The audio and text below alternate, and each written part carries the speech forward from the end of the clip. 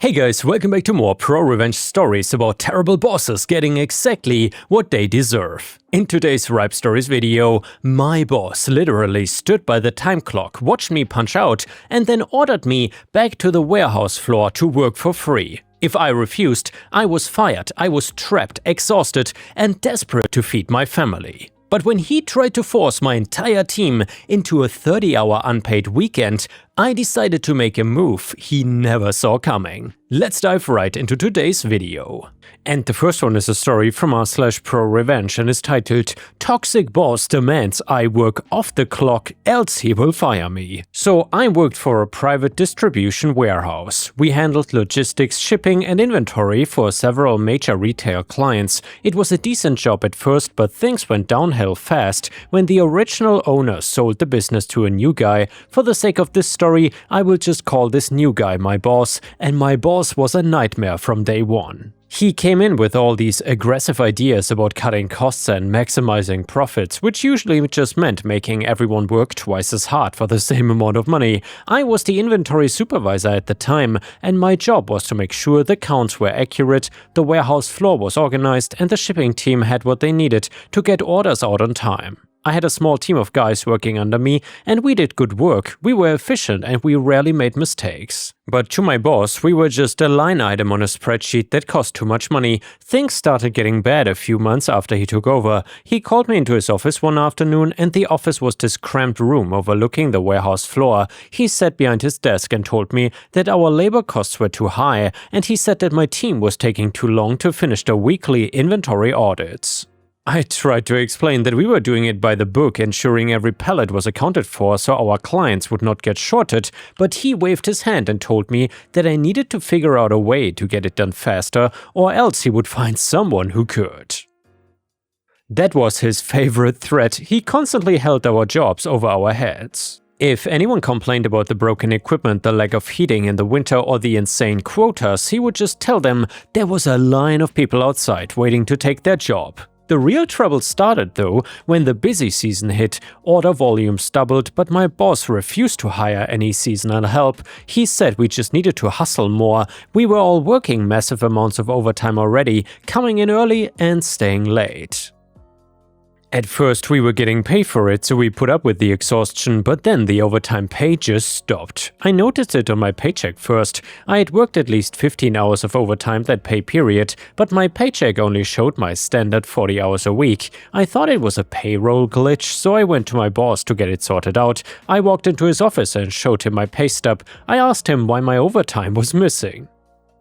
He looked at me completely deadpan and said that the company was no longer authorizing overtime, and he said that if we could not get our work done in 40 hours, it meant we were inefficient and he was not gonna pay us extra for being slow.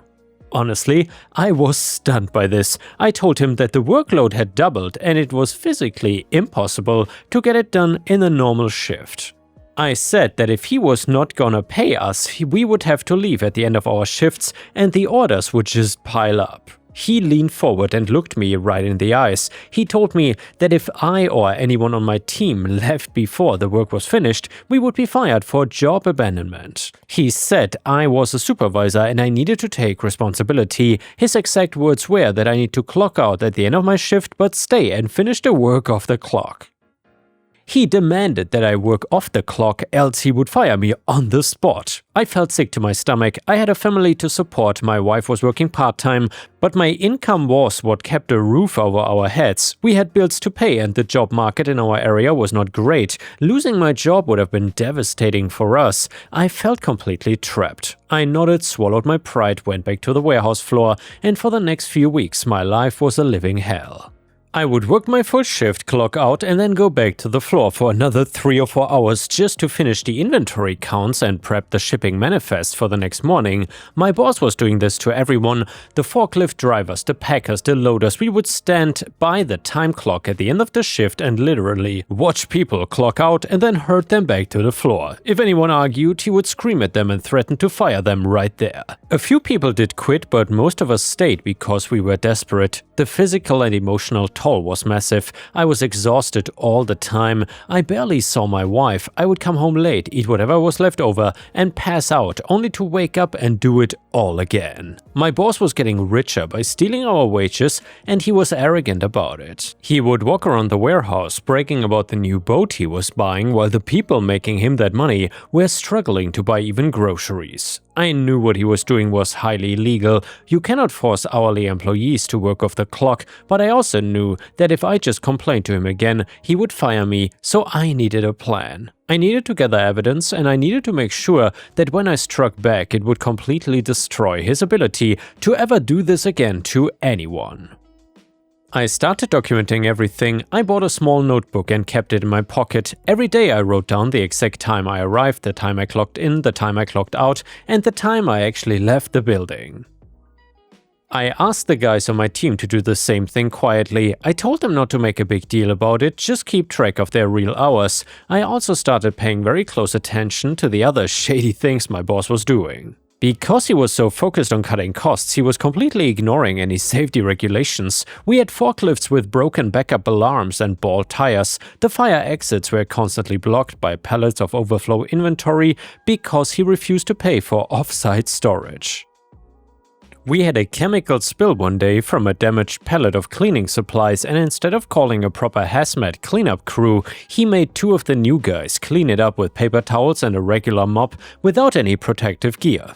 And yeah, I took pictures of everything. I took pictures of the blocked fire doors, the broken equipment, and the unsafe storage racks that were bowing under too much weight. I also started forwarding copies of his emails to my personal account. He was usually smart enough not to put his illegal wage demands in writing, but he slipped up a few times. He sent out an email to the management team stating that labor costs were strictly capped at 40 hours per person, but that all the daily quotas must be met regardless of the time it took. It was the smoking gun I needed. I spent weeks building my case. I would sit at my kitchen table late at night organizing the photos, the printed emails, and the logs of our stolen hours. My wife was incredibly supportive of all this. She saw how much this job was destroying me, and she helped me organize the files. We calculated how much money he had stolen from me alone, and it was a sickening amount. When you multiplied that by the 50 or so people working in the warehouse, he was stealing massive amounts of money from his employees. The breaking point came though right before a massive holiday weekend. We had our biggest client coming in for a site visit the following week. This client accounted for almost half of our total revenue. If we lost them, the business would go under. My boss was in a complete panic. He wanted the warehouse to look spotless, and he wanted a complete wall-to-wall inventory audit done before they even arrived. He called me into his office on a Friday afternoon. He told me that I and my entire team were going to come in on Saturday and Sunday to do the audit and clean the warehouse. I asked him if we were getting overtime pay for this weekend work, and he laughed in my face. He told me that we were gonna clock in for exactly 4 hours on Saturday, then clock out, and then stay until the job was done. He said Sunday was completely off the clock. I looked at him and said that was easily 30 hours of unpaid work per person, and I told him the guys were exhausted and they needed a break. He got furious. He stood up, slammed his hands on his desk, and started screaming at me. He told me that I was an ungrateful employee and that he owned me, and that if I and my team did not show up and do exactly what he said, we were all fired. He said he would make sure none of us ever found work in this industry again. I just said, okay, we will be there. I left his office and went down to the floor. I gathered my team, told them what happened, and I told them not to come in this weekend. I told them to turn off their phones and enjoy their time with their families. They were terrified that they would be fired, but I promised them that I had a plan and that everything was gonna be okay. I told them I was gonna handle the boss, and that Friday night, I didn't sleep. I sat at my computer and finalized everything. I drafted a massive detailed complaint to the Department of Labor regarding widespread wage theft, attaching the spreadsheets of our actual hours, the payroll stubs showing the missing pay, and the emails from my boss. Then I drafted a separate, equally detailed complaint to the occupational safety authorities. I attached the photos of the blocked fire exits, the broken forklifts, the bowing racks, and a detailed account of the chemical spill incident. I didn't stop there though. I wanted to make sure his business was completely ruined. I found the contact info for the compliance officer of our biggest client, the one who was supposed to visit next week. These big retail companies have very strict vendor code of conduct policies. They don't want to be associated with sweatshops or illegal labor practices because it ruins their public image. I wrote a very professional email to their compliance officer explaining exactly how their vendor was operating. I told them all about the forced unpaid labor, the safety hazards, and the fact that the inventory numbers my boss had been sending them were completely fabricated to cover up his operational failures. I attached a sample of the evidence. I hit send on all 3 emails early Saturday morning, and then I went to the warehouse. I was the only one who showed up. My boss was waiting by the front door looking smug. When he saw that I was alone, his face turned red and he asked me where my team was. I looked at him and said they were at home where they belonged. He started screaming again, telling me I was fired, telling me I was worthless. I just smiled at him. I handed him my keys to the building and my radio. I told him I was not fired because I was quitting before that. I told him he was going to have to do the wall-to-wall inventory himself. I turned around and walked to my car while he stood in the parking lot shouting obscenities at me. I went home and slept for 14 hours. Honestly, it was the best sleep I'd gotten in months. The fallout was spectacular. The Department of Labor and the safety inspectors showed up at the warehouse. It was an unannounced surprise inspection. From what my former co-workers told me later, my boss absolutely panicked. He tried to physically block the safety inspectors from going into the warehouse floor, which just made things even worse. They found everything. They found the blocked fire doors. They found the broken forklifts. They red-tagged half the equipment in the building, meaning it legally couldn't be used until it was repaired and certified, and they demanded to see the payroll records and the time clock data. My boss tried to lie and say that we were all salaried exempt employees, but the inspectors already had the evidence I provided proving we were hourly. While the inspectors were tearing his operation apart, the representatives from the big client showed up for their scheduled visit too. They walked into an absolute circus. The warehouse was a mess because nobody had cleaned it over the weekend. Government inspectors were crawling everywhere, and my boss was sitting in his office sweating through his shirt. The client's compliance officer pulled my boss aside and demanded answers about the email that I had sent to them. When my boss couldn't provide any proof that he was paying his employees legally, the client terminated their contract on the spot. They pulled all their inventory out of the warehouse by the end of the week, and without that client, the business was dead in the water. But it got even worse for him. The labor investigation concluded that he had stolen tens of thousands of dollars in wages from his employees, and he was ordered to pay all of it back, plus massive penalties and fines. The safety authorities hit him with fines that were even larger. He tried to fight it, but the evidence was overwhelming. The daily logs I kept, combined with the logs from my coworkers and his own emails, completely buried him. He couldn't afford to pay the fines to back wages and keep the lights on without his main client. Within 2 months, the warehouse shut down completely. The company went bankrupt, all the inventory was liquidated to pay off the debt, and the back wages owed to us. I ended up getting a very large check in the mail for all the unpaid hours I had worked plus damages, and my boss lost everything. He lost a business, he lost his fancy boat, and his reputation in the logistics industry was completely destroyed. Nobody would ever do business with him again after word got out about how he treated his workers and how he lied to his clients. As for me, I took a few weeks off to recover from the burnout. With the settlement money, I had enough of a cushion to take my time finding a new good job. I eventually got hired as a warehouse manager for a much larger, much more professional company. They actually respect labor laws and they pay their people for every minute they work, and they take safety seriously. And yeah guys, I don't know about you, but for me that boss gave me true Wolf of Wall Street vibes, but in the end he ended up as the absolute clown of the unemployment line. You just love to see it. To be honest, nothing says brilliant entrepreneur like committing wage theft, ignoring safety laws, and angering your biggest client and then putting the evidence out there in the open. That boss was a total entitled idiot, and he got exactly what he deserved if you ask me. What a douchebag.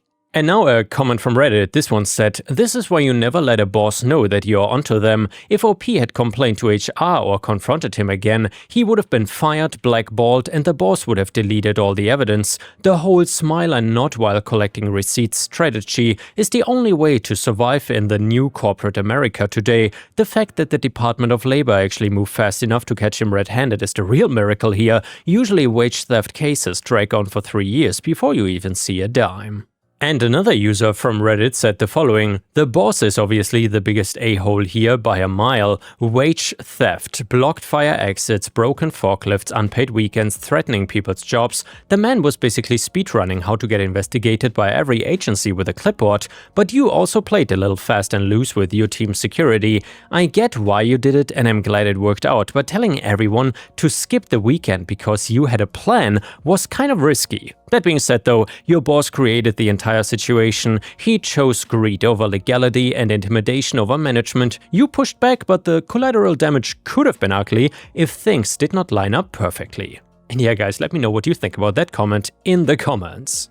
And the next one is a brilliant story from r/PettyRevenge, and it is titled "Park in my loading bay? Enjoy getting your car off a stack of pallets." Posted by user Harry Connery. As a teenager, I worked on an island at a grocery store as the store receiver. Technically, I was the night receiver, but I really worked 9 to 6 p.m. and was in charge of receiving the most important truck of the day, getting it unloaded, all our garbage and returns and extra pallets and cardboard etc. loaded, and then back out the door in time for it to drive halfway around the island and catch the same ferry it had come on before it left. So time was of the absolute essence here. The island is a pretty chill place in the winter, but in the summer it's a rich man's playground, and we often got people parking in our loading bay, so 30 minutes before the truck comes I always put out 3-foot tall cones. One day, a lady in a red convertible decides to push aside one of the cones and then parks directly in our loading bay. Well, I saw her do it and ran out after her,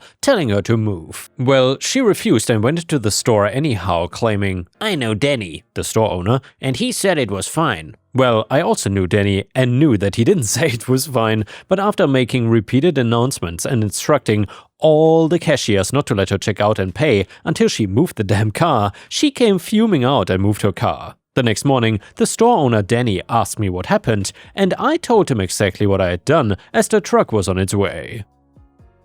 He told me that it was fine and he would speak to her, and surprise, surprise, she did in fact know Danny, but he had not given her permission to park in our dock. He did ask me not to tow her car, as she was his neighbor, but said since it was a convertible, he didn't see why we couldn't pull her e-brake and push it out of the way. Which, sure enough, is exactly what we did a week later when she again parked in between my cones, and then facing the loading bay door where I was giving her a clear look, flipped me off. I went inside, got a couple other grocery guys, and after releasing the handbrake on her little red convertible, just pushed it straight across the parking lot.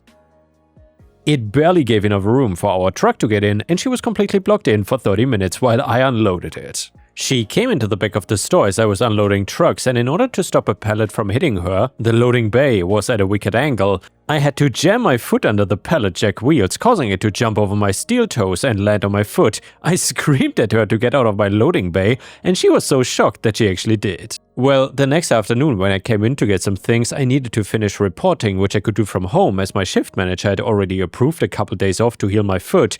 Danny didn't know any of this yet, as he had just arrived and immediately asked to speak to me. I had already been to the hospital and filled out my workers' comp forms about the injury, and fortunately my foot was not broken but was extremely badly bruised. Danny, actually a really decent boss, said that he had a complaint from a customer about me screaming and swearing at a customer and wanted to know my side of the story, and I asked if it was the same lady with the red car, and he confirmed it was, which to him confirmed that I had in fact screamed at her. I then asked him if he had seen the security tapes from the dock. There are several cameras. He hadn't, so I told him that until he had watched the tapes, I did not want to say anything. In front of me, he pulled up the tape, so he saw me on the dock asking the lady not to park there. He saw her flip me off and leave the car anyhow. A few minutes later, he saw me push her car with the grocery clerks, and then he saw how it was blocked by our truck. Switching to the inside cameras, he saw how she pushed right past the employee-only doors and barged into the loading bay, and how I had used my own foot to stop her from being smashed by the pallet of milk I was whizzing down the loading bay. I literally saved her life with my foot. You couldn't see my foot or what stopped the pallet jack, but by then I had my shoe and sock off, and Danny only took one look at my bruised foot to understand the cause for my rather loud yelling that was being showed on the screen. Funny how Red Car Lady forgot to mention all these things when she was complaining to him. Danny said if she ever parked in the loading bay again to call a tow truck immediately, regardless of the time of day. He knew full well that I could have had a much more serious injury because of this lady, and even after having an entire pallet of milk on my foot and admittedly screaming at her to get out of the loading bay, I hadn't in fact even swore at her, and if I wanted to, I could have used the injury to get a lot more time off work, costing the business a lot of money instead of the 2 days. I really did need to feel like I could walk again. While the next week came and went, and sure enough, Friday afternoon, who pulls up and parks not in the loading bay but in front of the dumpster beside the loading bay, still effectively blocking our truck from making the wide turn to get into the bay? Sure, there are no cones there, but I was done with this.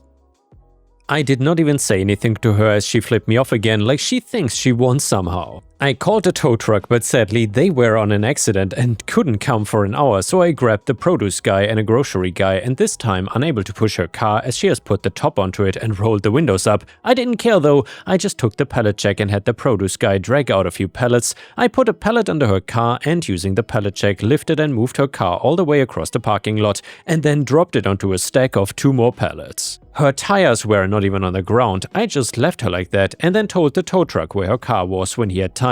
To her credit, she didn't come into my back end screaming like last time, but the screaming was loud enough that one of the managers called Danny and he came down to the store and without even talking to me, just backed me and banned her from the store. I guess she was not as good of a friend as she thought. Petty, yes. Rewarding, yes. And Danny actually gave me a 0.10 raise right after that and never told me that I did anything wrong, so I guess he even thought she had crossed the line. And the next one is a malicious compliance story and it is titled, "My friend stayed overnight, parents told us don't wake them up for anything." So when I was about 7 years old, my best friend came to stay overnight on the weekend as usual. Right before bedtime, my parents told us not to wake them up for anything. You got it, mom and dad. So our festivities included the ultimate 90s kiddo experience, aka video games and snacks until our eyes could not be held up anymore. My friend's snack choice happened to be an entire box of Cheez-Its, which apparently he was not built for, unbeknownst to the both of us. That was until he gurgled up saying,